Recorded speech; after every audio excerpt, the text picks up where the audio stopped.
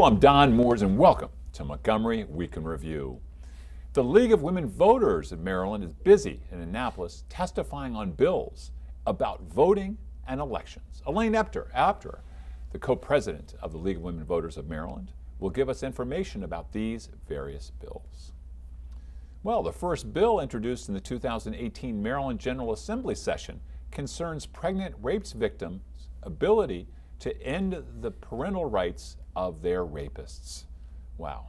Mariana Cordier, a local attorney, will explain the details of this bill. The news is full of stories about students receiving diplomas without completing graduation requirements. The question is how school districts can address this problem. Shirley Brandman, who comments for this program, will discuss this issue. We all know that sleep is necessary for our health, but what does that mean? Henry Helstock, a frequent contributor for Montgomery Week in Review, has some thoughts. Elaine Apter, welcome back. Thank you. It's good to be back. This is busy time for the league. It's amazing. It really is. Now, do you get frequent driver miles for going down Route 50 so often? I know. Sometimes I go 32 just to change of pace to 97. But, well, tell us what's the league doing? There's some very interesting bills coming dealing with the election. One of the most interesting ones is, I think we've spoken about it before, but in the primary election, unaffiliated voters cannot vote for most of the offices. We're talking about voters who have not registered as either a Democrat or a Republican. Right. And or an independent, or any of the third parties. Yeah. And so they are very frustrated when they come to the polls, even though we have said something to them that you won't be able to vote. But anyway, there is a bill up now. It's in the House. There's a companion in the Senate. And it says that a person can change their party registration at the time. Anytime they could have changed their regular registration, like address or something. Okay. Which means during early voting, they could come in and say, I want to vote Democratic or I want to vote Republican. That's only basically the unaffiliated. Okay. and if they walk in during early voting and declare an affiliation, can they vote right then and there? Yes, and they get a regular ballot instead of a provisional ballot. So this is something that the league is we're in favor of, as many people getting to vote that are eligible to vote as possible. Is it okay for me to ask you whether or not it's likely to pass? We're hoping. We really are. There has been little opposition when we were testifying. So, because what happened is, they've already passed that you could register to vote during early voting because of the poll books and things. We're much better. So the only way for that to be meaningful in a primary is for you to be able to choose an affiliation. Right. But if you declare yourself independent, can you vote in either a Democratic or Republican? No. So you have to declare a party affiliation. You have to declare either Democratic or Republican, because those would be the only ballots that you could get. But then somebody could later change their party affiliation. Oh yes, at any point you can change, because interestingly enough, most people that are registering unaffiliated do not want to be registered with a party. So I think many of them could. But they would, but like in many other states, they would like to be able to vote in a primary. Right. Now in Virginia, you go up, you're not registered for a party in Virginia. The day of the primary, you go up and you say, I want a Democratic or I think it would be better to have an open primary than closed primaries. And the league is studying that now, so stay tuned, because that's one of the things we are looking at. 2030, 2040, what are we looking at for that? Yeah. 2050? No, we're doing pretty good. We have had the meetings already, so we'll have something come up at council, which is I'm going to ask you a question. I don't know if you'll be able to clearly answer it, but how do you think this is going to affect the voter turnout for the midterm elections? Well, it won't be ready for the midterm the primary? primary. Yeah. For this June. For this June.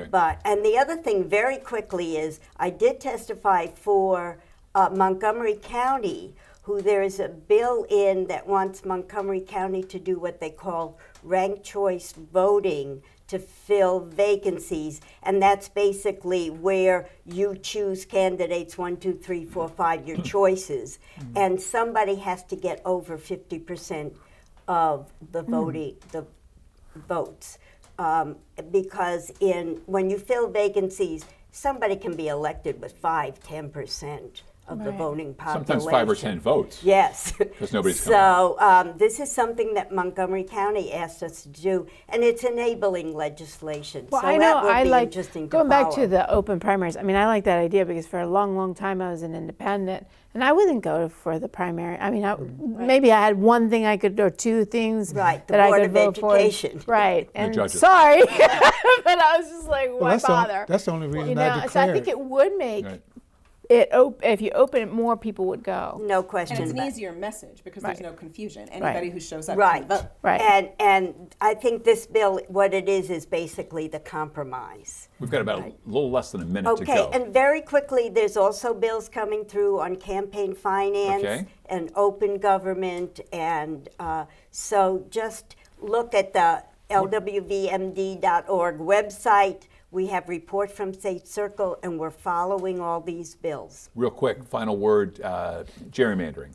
Gerrymandering. What's going on that? We Supreme are Court? working hard on redistricting, independent commission. I don't know if it's going to go. We have a convention in Chicago, and I am with a group of people from all the other states, and we're going to try and work on something, but we're for an independent redistricting commission.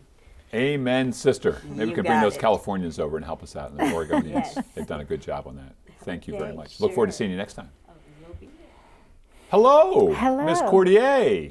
Thank What's you for going having on? me. It's Nothing. wonderful to have you back. Thank you. So we're talking about a horrible, Yes. horrible subject with, Yes. with horrible consequences that Yes. Maryland is alone or one of the only states in the One country. of the last remaining standing on an issue of so Lay the groundwork for us. So this is where a woman is raped and she becomes pregnant, Right. and has the child, and some folks give those children up for adoption, but if you keep the child, then if your rapist has been convicted or not or whatever, he's out of jail, starts suing for visitation or demanding visitation rights.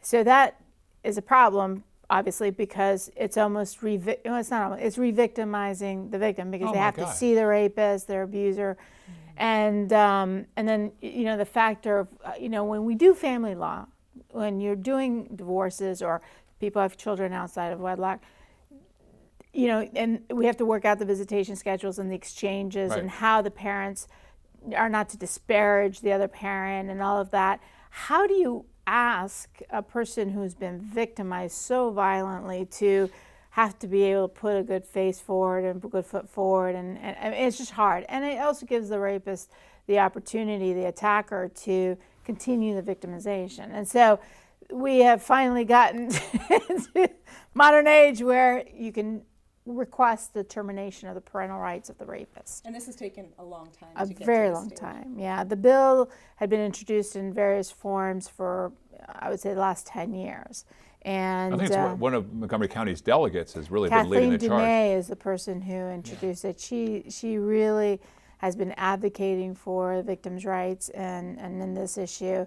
There's been, Maryland's a conservative state when it comes to children and issues with focusing on divorce. And This is because of the chair of the House Judiciary Committee continues to hold up these things over and over again? Well, I or- mean, you can say whatever you want about different delegates and senators and stuff, but even in the courts and the way you say the response, I mean, Maryland for a long time was one of the last states to give up a 2-year separation period to get a divorce. Right. I mean, we finally came into allowing mutual divorces, so it's like, woo, we're moving. But this is an issue that I think some judges would take it upon themselves to show mercy or do certain things that would be make sense, that were right and for the benefit of the victims, but didn't have the law to support them. And so then it became, you had certain attackers who were pursuing their rights and trying It's to... my child. Right. It's my child. What were some of the stumbling blocks? How did we finally get over the hump and pass the bill? Well, so some of the stumbling blocks, I guess, really come from the question about, well, what if, because we do have spousal rape. And so I think some folks were concerned about the spousal rape portion because,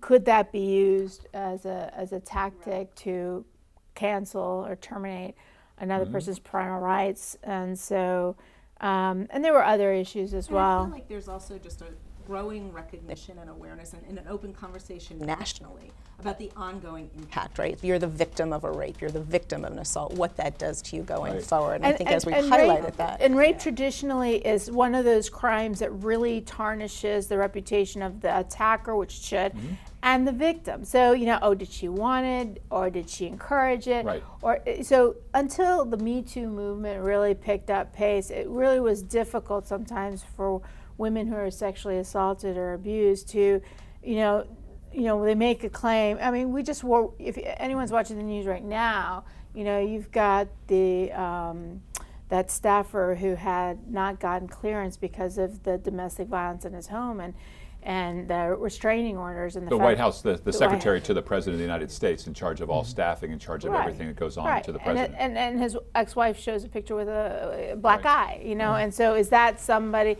and he's saying it's a smear campaign, and no, it's would you be vulnerable to blackmail? But Got about a minute left. no one wants to accept, and everyone wants to avoid the ugly topic of rape and sexual assault and abuse. You're talking about the victim, which is important, but I'm thinking about the child. Yeah.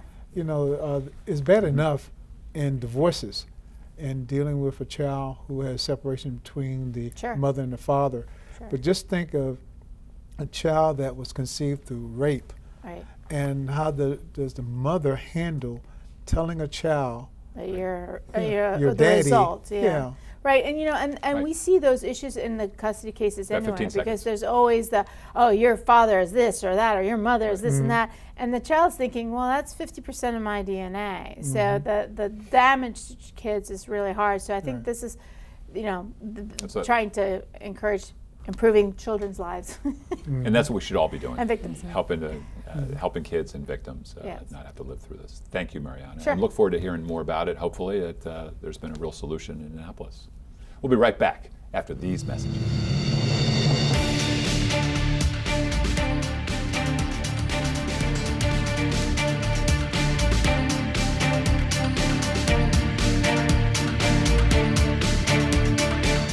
And we're back.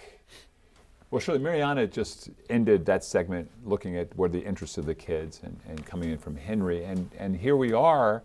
Your story is all about what's in the best interest of kids. Complicated mess, these grades and holding kids back, or especially pushing kids forward who shouldn't go forward. Right, we've definitely seen Solve in the this news. issue for us. But first describe Let's have a conversation about it. Okay. So what's going on? Well, we've seen some recent publicity in the news about districts that are granting diplomas to students who have not met their graduation requirements, either because they've missed too much school, they haven't actually completed all the courses that are needed, and yet they're being moved through. I saw a story the other night, just last night, I think Channel 9, where the reporter went in. The parents brought in the actual quizzes, test results that their kids had gotten. 2 out of 9, 3 out of 8, one, and the child got straight A's on the report card. Is this what we're talking about? In some measure, it is what we're talking about. That's definitely one of the issues that has come up. And so think about it. I've heard, for example, 12th grade teachers who say, sometimes students are pushed all the way through. They get to 12th grade. Now this is the last teacher standing between this child and possibly graduating and being able to move on. And how do you sort of weigh the balance? And so I think one of the challenges is, if we're looking at this problem in 12th grade, we're looking at it way too late. But I think it's also important to recognize that the research is quite divided. So social promotion obviously hurts kids, as we've just talked about. Moving kids on before they're ready, before they have the skills, does not serve their interests at all.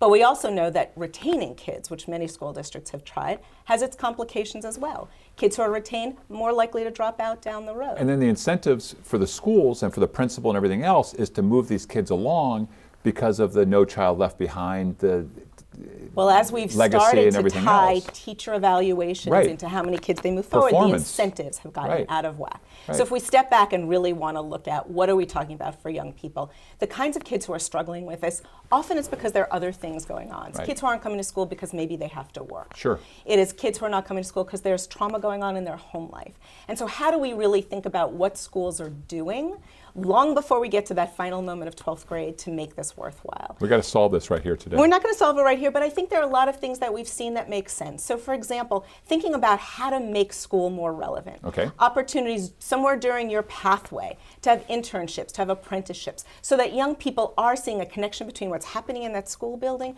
and what might be happening in their future. Community schools are one of the things that people are looking at. Understanding it's not schools alone, it's got to be the community. It's a big problem. Even when I was president of the Montgomery County branch NAACP, I brought it up to the superintendent. That which is not measured is not done. And I'm not talking about the students necessarily, I'm talking about the administration. I said if I run a store like you're running the school, I'd be out of business because the principals need to be held accountable. And that by that I mean you bring it down to your vice principals and you bring it down to the teachers. If they're not working enough to have the students have relevancy in their education so that they can go out and practically do what Right. is necessary, it's a problem. Right, and you have to be careful about administrators not just putting pressure on teachers to just move the kids through. That Right. is clearly one of the Exactly. issues. You can do some creative. When I was working in the school systems in Kansas, in the younger grades, they hired part-time teachers. And when the students went to English and math, they had that extra teacher to take care of the students that were beginning to fall behind so that a student didn't have 30 students in the class. So it sounds like there's there's a lot of different solutions that are possibilities here, but Well, things that do we really get at these focus issues? on the fact that the young person's bringing challenges from outside the school Right. into school. How do And we so work some on of the that? solutions have to be in the school, but some also have to be outside. And that's why community schools that really think about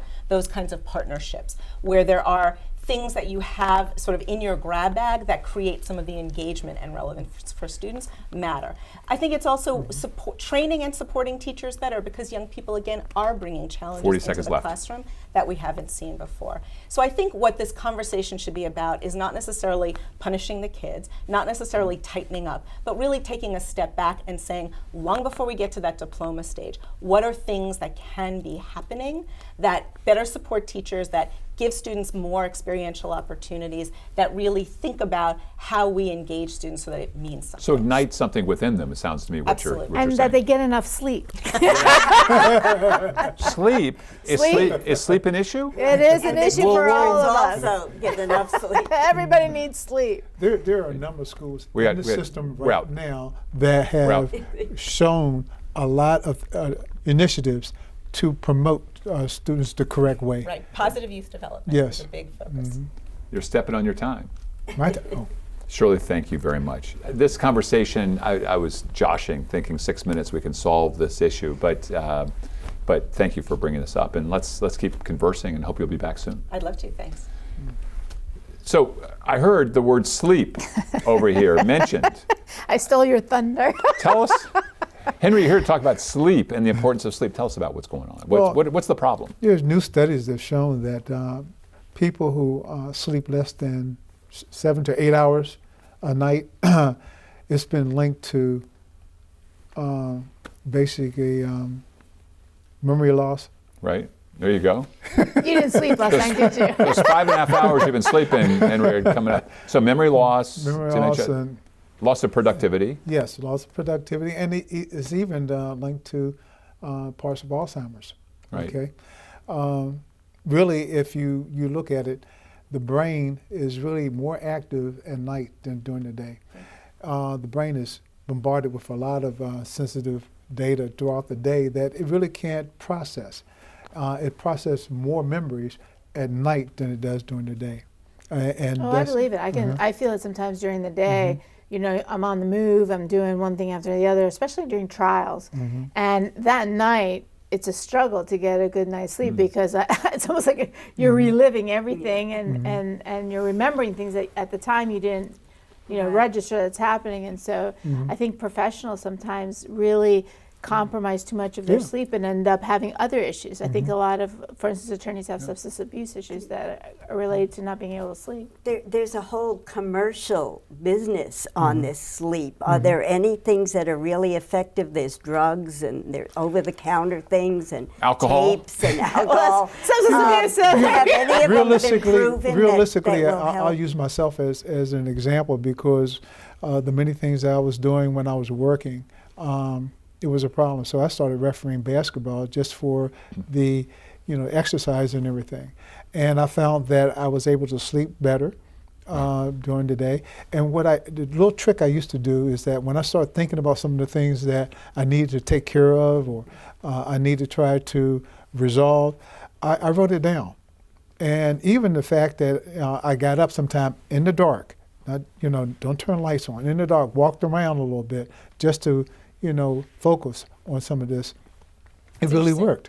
I feel like there are two cultural strains pushing against us. One are screens and people who just, everything's on your phone, including your alarm clock. So you have it at your side, at your bedside, and the screens interfering with both adult and young people sleeping. It was funny because my son, who's an IT person, was telling me that my screen was too bright and that would affect not only my eyesight, but also my cognitive. It says it thing. interferes with the production of the melatonin that you need for sleep. But I find that they're simple things. Everyone is always, the knee-jerk reaction is, what should I drink or what pill I can take? But just taking a couple of moments to just quietly, without any stimulus, just let decompress helps. Because I think the problem is that the adage of you work hard and you work as many hours as you can and you go and sleep is almost like taboo. You're lazy if you sleep. Right. Culturally, we sort of, we brag about, wow, I only got 4 hours because I was staying up working on something, and people want to celebrate that. Well, you know what? You might have been sharper and better had you gotten more If you sleep. plan it, even if you say went to sleep at 11:30, if you plan it so you get at least 7 hours of sleep, you'll be surprised. Oh, yeah. And it's almost like, forcing a routine because it becomes a habit. If you don't, 60 days, you formulate a habit. So if you really work at it, eventually it'll be automatic for you. What's interesting for me too is that if I tell myself, no matter what time I'm going to sleep, I'm going to wake up at this time in the morning, and I consciously have that in my head, I have a much stronger, much deeper sleep than I go to sleep and I don't think about that.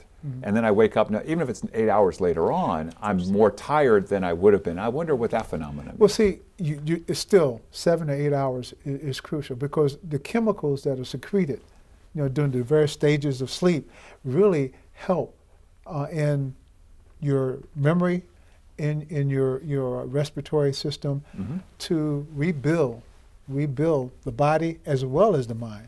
And it's very there's so important. many We've got less than illnesses a minute that are left. attached Almost to about 30 seconds. stress and lack of sleep. So, we all hear stress will kill you, but if you don't take the eating right, exercising, and sleeping, sure, you're going to be stressed out with no sleep, and you're just begging for an accident or a bad decision. Connecting it back to our other conversation, learning, right? If learning. you really want Yes. to be available to learn as a young person or as an adult, you need to sleep. And I Just heard- help your lymphatic system, develop these things to recycle.